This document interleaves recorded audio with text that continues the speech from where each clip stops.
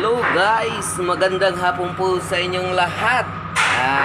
Nagbabalik na naman ako sa YouTube channel ko, mga kaibigan.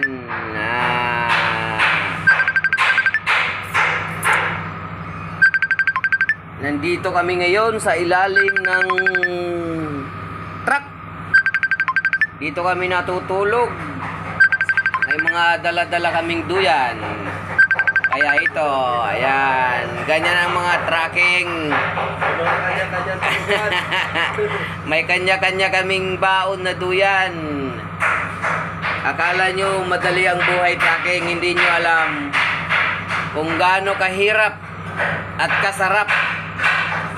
Kaya nasabi ko, gaano kahirap at kasarap. Ang masarap, nalilibot mo yung mga bayan-bayan, lahat ng mga lugar nalilibot mo.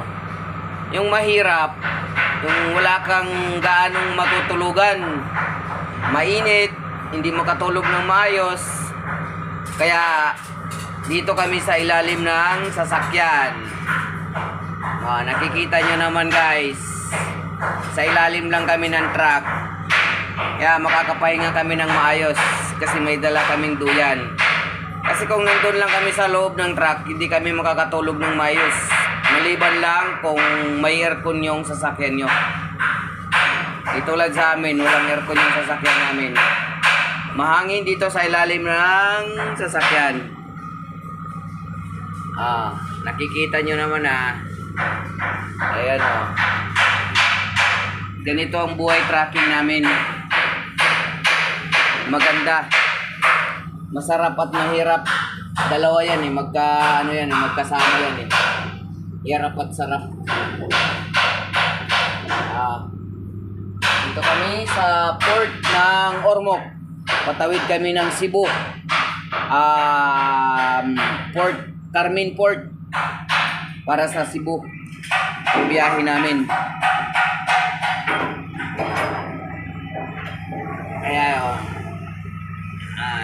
kung sino man nakapanood ng YouTube na to, paki-like and share, follow and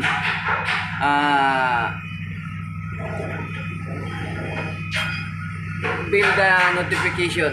Maraming salamat po sa inyong lahat. Para updated kayo sa mga YouTube ko, paki-subscribe na lang po. Maraming salamat po sa inyong lahat. At kami magpapahinga na. Bye bye bye.